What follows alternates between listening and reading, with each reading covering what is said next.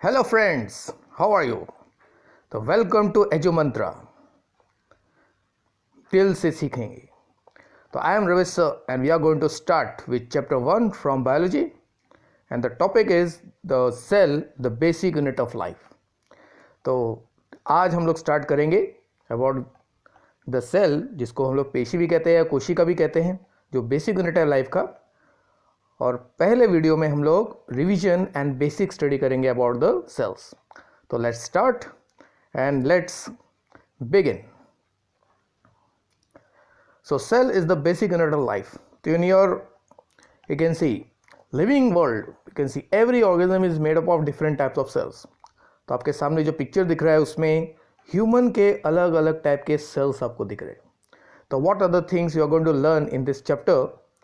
तो कंटेंट देखते हैं. तो सबसे पहले we will understand the cells का बेसिक स्टडी बायोलॉजी में क्यों इंपॉर्टेंट है. फिर सेल्स कितने होते हैं लिविंग ऑर्गेनिजम्स में, फिर कितने छोटे होते हैं, हाउ स्मॉल. फिर सेल्स के अलग अलग शेप्स देखेंगे. फिर the gross structure of cells. तो किसी भी सेल्स, कोई भी सेल आप लेंगे किसी भी टाइप का, तो उसमें 3 असेंशियल पार्ट होते हैं, तो इसको स्टडी करेंगे. उसके बाद में सेल्स के अंदर जो फाइन स्ट्रक्चर्स होते हैं जिनको कहते हैं ऑर्गेनल्स, तो सेल के ऑर्गेनल्स उनको स्टडी करेंगे. और फिर ऑनियन पील के माइक्रोस्कोपिक एग्जामिनेशन करके हमको सेल्स का स्टडी करना है. और लास्ट में हम देखेंगे न्यूक्लियस, जो एक लाइफ ऑफ द सेल का सबसे इंपॉर्टेंट की है. Without nucleus a cell can not perform its activity. So start one by one. So get ready. तो सबसे पहले थोड़ा इंट्रोडक्शन ले लेते हैं कि भाई सेल बेसिकली इसका कंसेप्ट कैसे डेवलप होता है. तो if we see the living world is very wonderful. तो how wonderful is the living world. उसमें लार्ज वैरायटी के लिविंग ऑर्गेनिजम्स हैं. Isn't it amazing, really amazing. The beauty, देखिए किसका ब्यूटी है आपके, यू कैन सी नीचे में, you can must have seen a galloping horse, दौड़ता हुआ घोड़ा. What a beautiful scene. The migrating birds सुबह शाम हमको दिखते हैं मूव करते हुए. Then you can see the flowers का एक valley, beautiful. And then shark which are attacking, so it is very furious but very amazing also.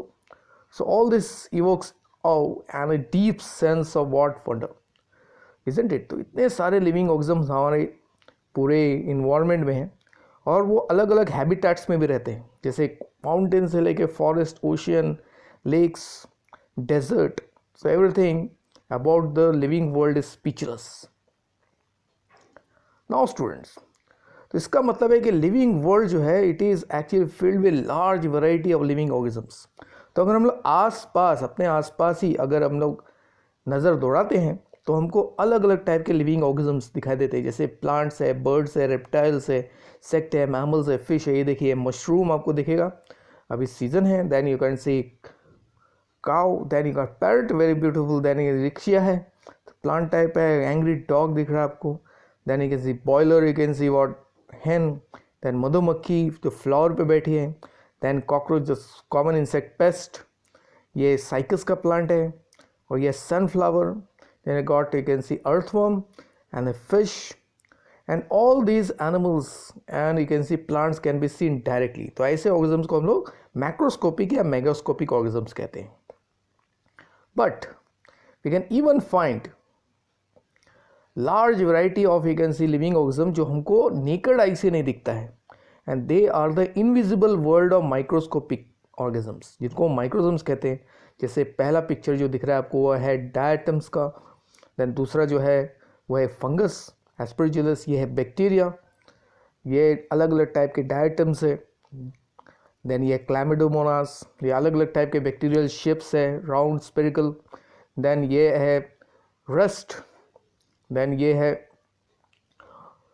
एक टाइप का प्रोटोजुआ. देन ये है spirogyra. So all these organisms को देखने के लिए हमें माइक्रोस्कोप चाहिए, तो they are called microscopic organisms. तो what are the relationship of all this organisms seen, because all of them has one thing in common.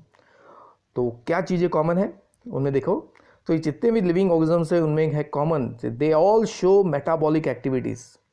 Then all the organism shows growth. They show their variety of movements. They also show the ability to balance, maintain balance of the internal conditions, homeostasis कहते हैं.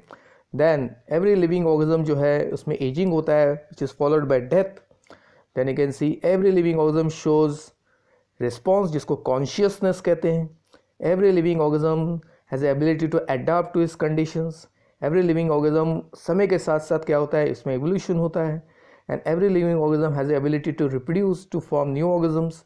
Mean जो सबसे unique है, जो हर organisms का basis है, वो है every living organism is made up of cells.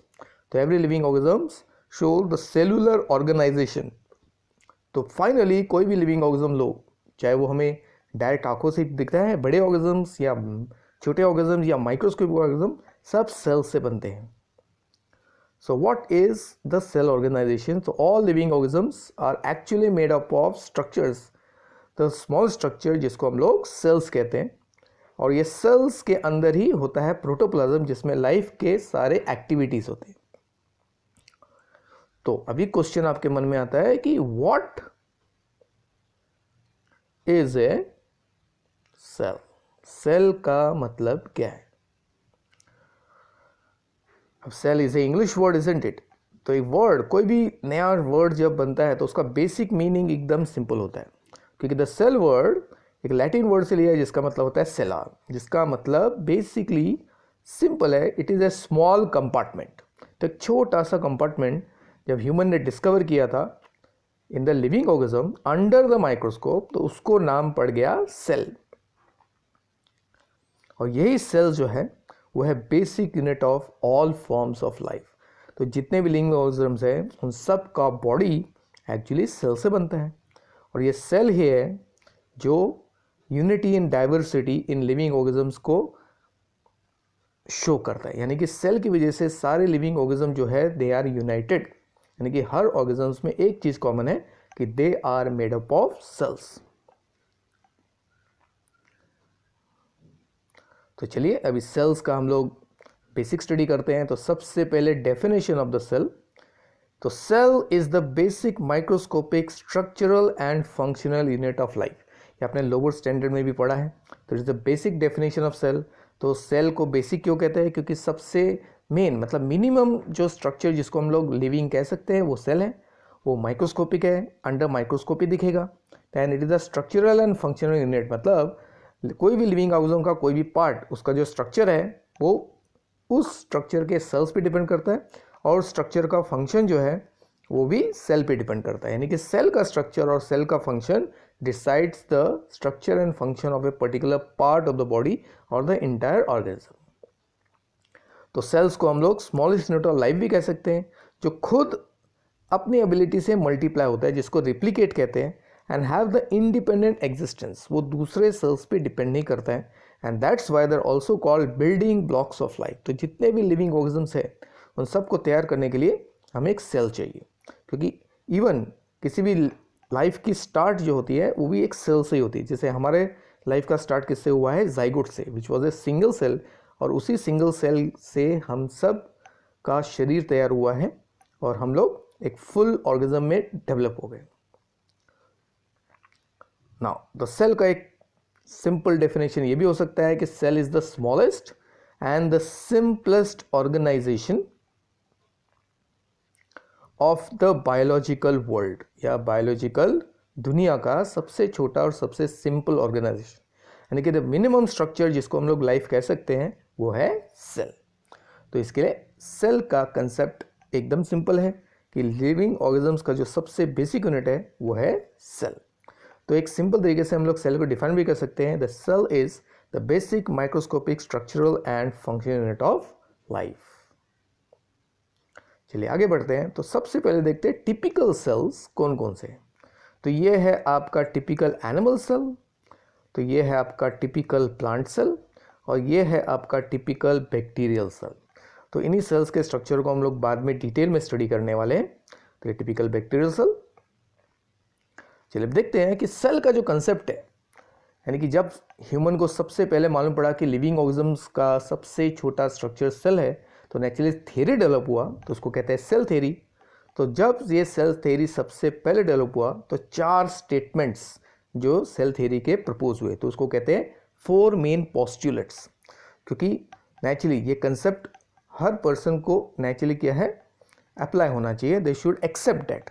तो पहला थ्योरी जो एक्सेप्ट हुआ अबाउट सेल, उसमें पहला स्टेटमेंट था कि all living things are made up of cells. तो जितने भी लिविंग ऑर्गेनिजम्स है सब सेल्स के बने हुए हैं। तो इसको प्रूव किया गया with the help of microscope. Then cell ही है हर लिविंग ऑर्गेनिजम्स का basic structure and functional unit, and the new cells जो तैयार होते हैं वो पहले से जो मौजूद सेल होते हैं, प्री एग्जिस्टिंग सेल, उनसे तैयार होते हैं। तो ये फंडामेंटल 3 स्टेटमेंट था। All living things are made up of cells, cells are the basic unit of structure and function of living things, new cells arise from pre-existing cells। और इसमें चौथा स्टेटमेंट ऐड हुआ, all cells are basically alike in chemical composition and metabolic process. तो कोई भी आपका cell लो, plant का लो, एनिमल का, बैक्टीरिया, उनका बेसिक कंपोजिशन और उनके जो प्रोसेस होते हैं, रिएक्शंस होते हैं, एक जैसे होते हैं, because they are the living processes. और इस थियरी को सबसे पहले प्रपोज किया शवान एंड शेल्डन ने। तो अभी हम इन साइंटिस्ट के बारे में थोड़ा देख लेते हैं। तो दिस पर्सन इज शेल्डन। तो इन्होंने प्रूव किया कि प्लांट टिश्यू में सेल्स होते हैं। सिमिलरली शेवान, इन्होंने प्रूव किया कि एनिमल टिश्यू में भी सेल्स होते हैं। तो दोनों ने सबसे पहले फिर सेल थ्योरी को डेवलप किया। तो according to Schleiden, all plants tissues are made up of cells, यानी कि every organism is made up of cell. And Schwann ने प्रूव किया कि एनिमल टिश्यू में भी सेल्स होते हैं एंड सेल ही बेसिक यूनिट है। And the third person Rudolf Virchow, इन्होंने प्रूव किया कि न्यू सेल्स जो है वो पुराने सेल्स, पहले से जो मौजूद सेल है उनसे ही बनते हैं। तो new cells are always produce from pre existing और ओल्ड सेल्स। तो this was very important discovery.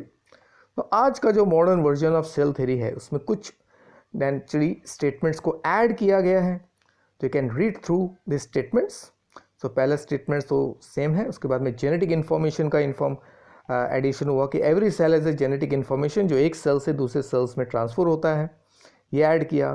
Then cell is self duplicating, self sustaining unit, उनमें टोटीपोटेंसी होती है, मतलब ability to divide and develop into entire organism. तो हर cell के अंदर एक सब्सटेंस होता है, living substance, very important discovery, उसको प्रोटोप्लाज्म कहा जाता है, जिसको प्लाज्मा मेम्ब्रेन से कवर किया जाता है। यानी कि सेल का स्ट्रक्चर, इंटरनल स्ट्रक्चर भी स्टडी हुआ।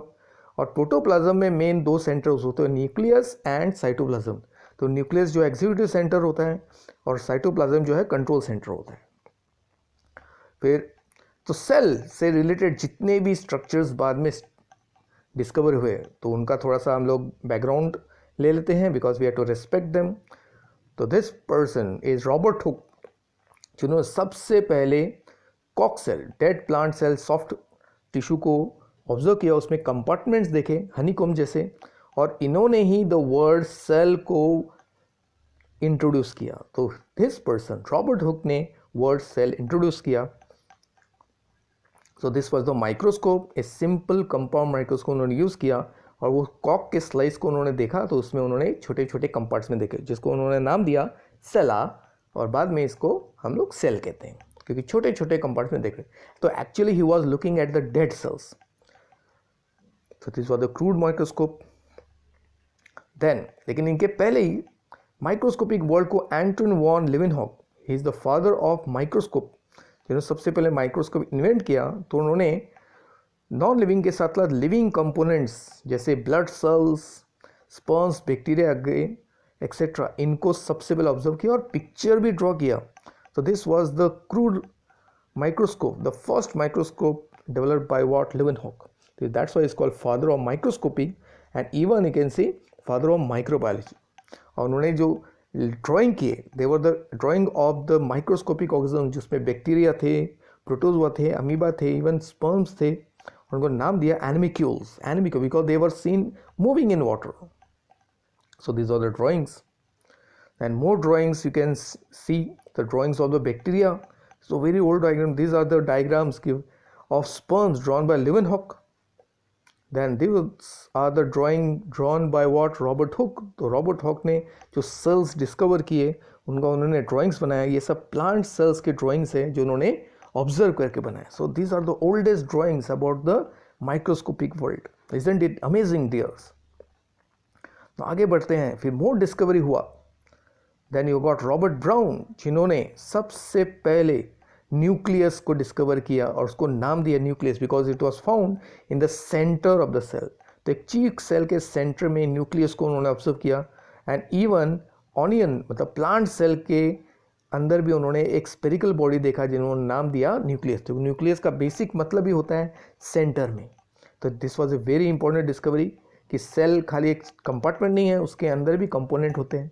Then this person is Purkinje. तो इन्होंने ही कॉइन किया टर्म प्रोटोप्लाज्म. तो सेल के अंदर लिक्विड जो कंपोनेंट होता है, जेली जैसा कंपोनेंट सबसे एक्टिव कंपोनेंट होता है और यही जो है लाइफ के सारे एक्टिविटीज़ करता है, जो जिसको उन्होंने एम्ब्रियोनिक सेल्स में डिस्कवर किया. जैसे ये सेल है जिसके अंदर आपको जो मटेरियल दिख रहा है वो है protoplasm. And then we have got the Waldeyer, जिन्होंने सेल के न्यूक्लियस के अंदर क्रोमोसोम्स को डिस्कवर किया. तो ही वॉज द पर्सन जिन्होंने क्रोमोसोम्स को डिस्कवर किया सेल के न्यूक्लियस के अंदर. तो this was also very important world discovery. So ultimately you can see the scientist जिनको हमने अभी देखा, सो they are all contributed to the study of what cell. तो ये है प्लांट सेल. तो प्लांट के सेल के अंदर you can see dark stained bodies, वो है आपका क्रोमोसोम्स. और ये एनिमल सेल जो है उसके अंदर आपको दिख रहा है क्रोमोसोम्स. तो very important discoveries in the initial days to study the cells. चलिए आगे बढ़ते हैं. अब सेल्स कितने होते हैं? तो किसी भी लिविंग ऑर्गेनिज्म में कितने सेल होते हैं, मतलब उसको सेलुलैरिटी कहते हैं, द अमाउंट ऑफ सेल्स.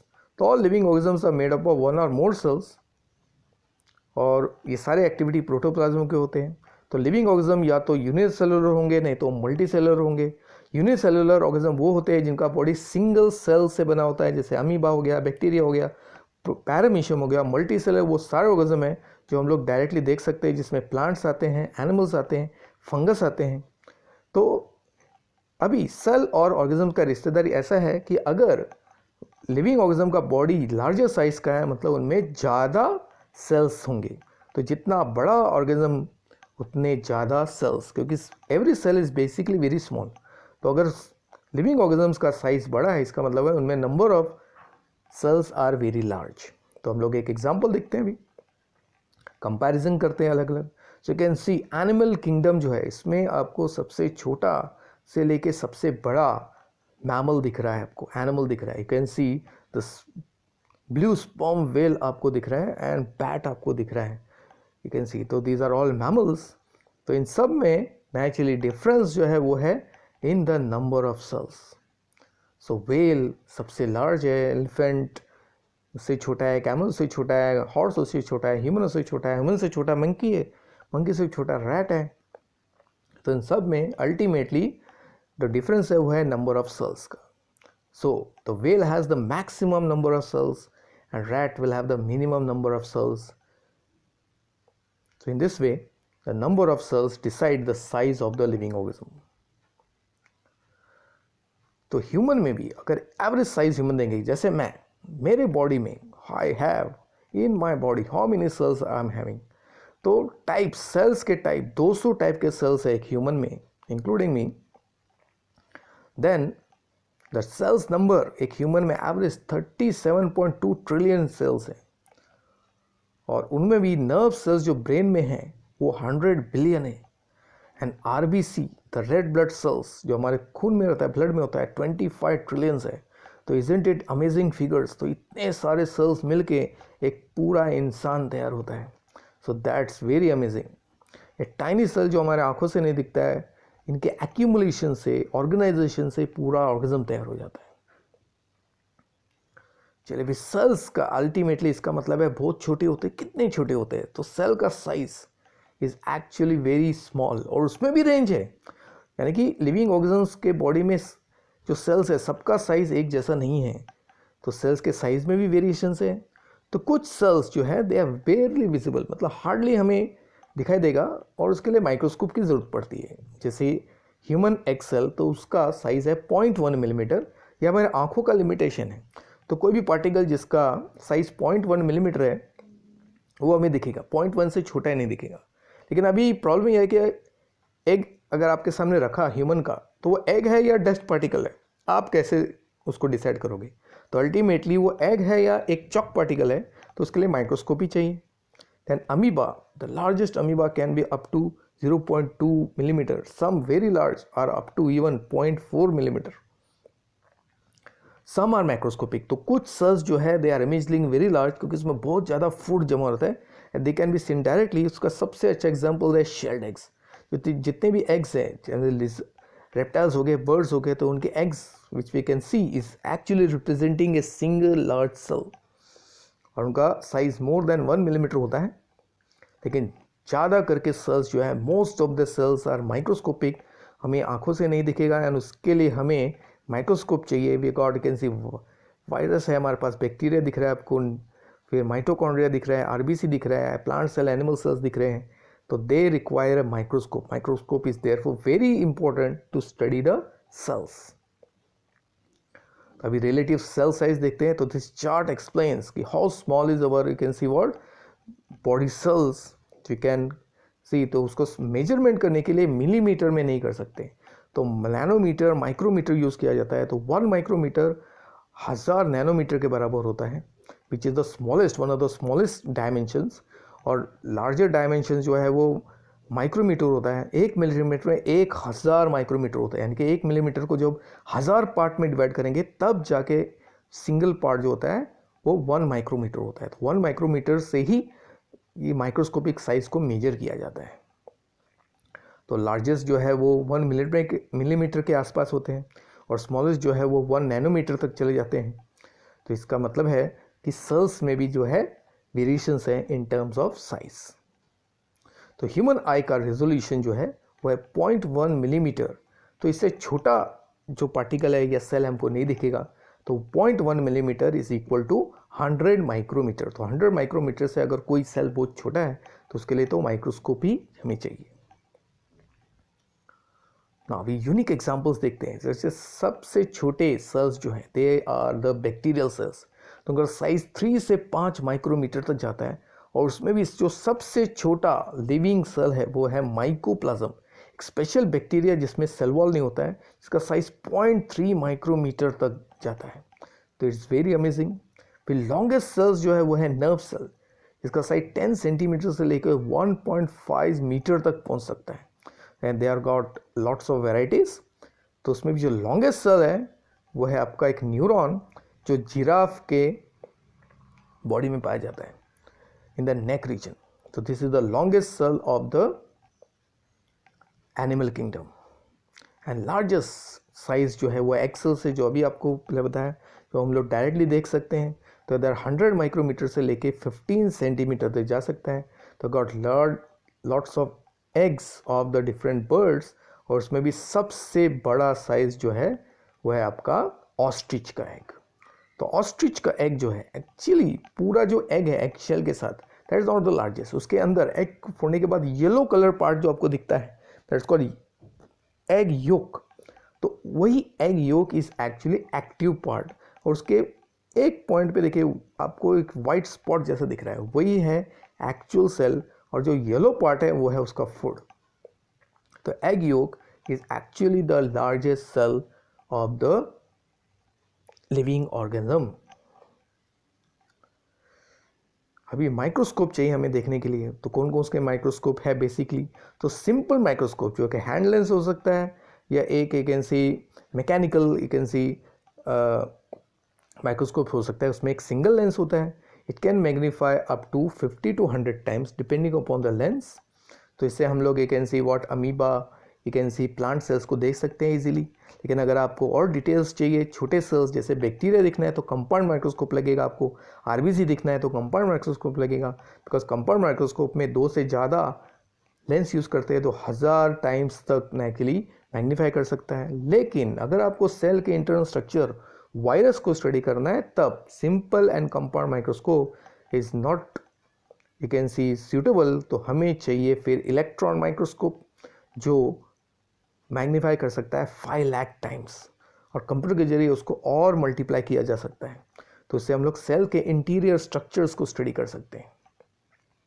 अभी हम लोग देखते हैं सेल्स के शेप, उसमें भी वैरायटी है और सेल का कोई टिपिकल शेप नहीं है। तो cells can be of various shape, biconcave, columnar, elongated, irregular shape, polygonal shape, oval shape, pyramidal shape, मतलब conical shape, flattened cell, chapter cells, rod shapes. Then you can see you got branched type के cells है, spherical है तो branch type वो star shape भी दिखते हैं, spindle shape, reniform मतलब kidney shape, spiral shape, spring जैसे, stellate, star like, then got cylindrical, elongated, pipe जैसे, then discoidal disc जैसे। एंड द सेल के जो शेप है वो डिपेंड करता है कि उनको फंक्शन क्या करना है, यानी कि शेप ऑफ द सेल मतलब स्ट्रक्चर फंक्शन पे डिपेंड करता है। तो लेट्स सी सम एग्जांपल्स। जैसे this is the Chlamydomonas, you can see flagella है, उसके पास ओवल शेप का सेल है, यानी कौन सी स्पाइरोगेरा जो इलोंगेटेड सेल है जिसमें सिलिंड्रिकल सेल्स आपको दिख रहे हैं। देन ओवम स्पेरिकल है, स्पर्म इलोंगेटेड है, इंटेस्टाइन के सेल इलोंगेटेड है, सिलेंड्रिकल है, बोन के सेल स्टार शेप दिख रहे हैं आपको, तो ये डायटम है स्टार शेप का। देन यू कैन सी ये है आपका फैट सेल जो स्पेरिकल है विच इज़ लार्जर, फैट भरा हुआ है। Then this is the kidney shape, two cells आपको दिख रहे हैं किडनी, ये स्टोमेटा के सेल है, गार्ड सेल कहते हैं। This are the onion peels है, rectangular shape. Then can paramecia, ये चप्पल शेप है वो। Then you can see epithelial shape. Then skin cell आपको फ्लैट दिख रहे हैं, हेक्सागोनल दिख रहे हैं। Then you can see this is the neuron cells. Then the Purkinje cell special muscle fibre है, ये cardiac muscle elongated branch cells है। देन ये आपका स्मूथ मसल है, इलोंगेटेड स्पिंडल शेप। सो सम स्पेशल सेल्स को थोड़ा डिटेल में देखते हैं, जैसे आरबीसी, ये है बाइकॉन्केव डिस्क जैसा, इसका काम है आपका टू ट्रांसपोर्ट ऑक्सीजन, तो ऑक्सीजन ट्रांसपोर्ट करने के लिए इसने शेप लिया है, साथ में न्यूक्लियस भी नहीं होता है। देन सेकेंड टाइप देखिए WBC which is a large cell, largest cell RBC, तो इसका काम है डिफेंस करना, और ये अमीबा की तरह शेप बदल सकता है ताकि वो कैपिलरी से स्क्वीज हो सके, जर्म्स को खा सके। देन गॉट सबसे लंबा सेल न्यूरॉन सेल जो स्टार शेप होने के साथ लंबा भी रहता है। द साइटोन पार्ट जो होता है स्टार शेप होता है और इसका काम है इलेक्ट्रोकेमिकल इंपल्स लेके जाना। ये है आपका मसल सेल्स, कार्डियक मसल आपके सामने दिख रहा है जो इलोंगेटेड होते हैं, उनका काम है कॉन्ट्रैक्शन ताकि मूवमेंट हो। Then you got kidney shape guard cells जो स्टोमेटा को बनाते हैं, जो ओपनिंग एंड क्लोज होता है because of you can see breathing करता है प्लांट, ट्रांसपिरेशन करता है। So all of this example shows that the shape depends upon the function, तो फंक्शन के हिसाब से सेल को अपना शेप चेंज करना पड़ता है। अब देखते हैं diversity, variety of cell shapes in the different you can see groups. जैसे बैक्टीरिया में रॉड शेप है, स्पेरिकल है, स्पाइरल है, ये अलग अलग टाइप के डायटम्स है। कैन सी सॉशियो शेप है, स्टार शेप है। देन यू गॉट हमारे स्किन में भी इंटरनल एक्सटर्नल में भी वैरायटी ऑफ शेप्स है, क्यूबोइडल है, इलोंगेटेड है, कॉलमनर है। देन ब्लड सेल्स में आपका 7 टाइप्स का सेल्स है, RBC, you got platelet, small fragments. Then WBC के 5 टाइप्स आपको दिख रहे हैं। So there all you can see a variety of shape and size. तो टिपिकल सेल्स अभी हम लोग किसको देख सकते हैं, क्योंकि there are 2 main typical cells, you got plant cells and got animal cells. तो प्लांट सेल्स जो है देर आर जनरली पॉलीगोनल और एनिमल सेल्स जो है they are generally oval in shape. So with this we have concluded the first video of the introduction of the chapter cell. So in the next video we will understand the various internal part of the cell, their components, and also about the nucleus. Till then just wait for some time. I will be back in the next lecture very soon. Good day and good night and have a nice day.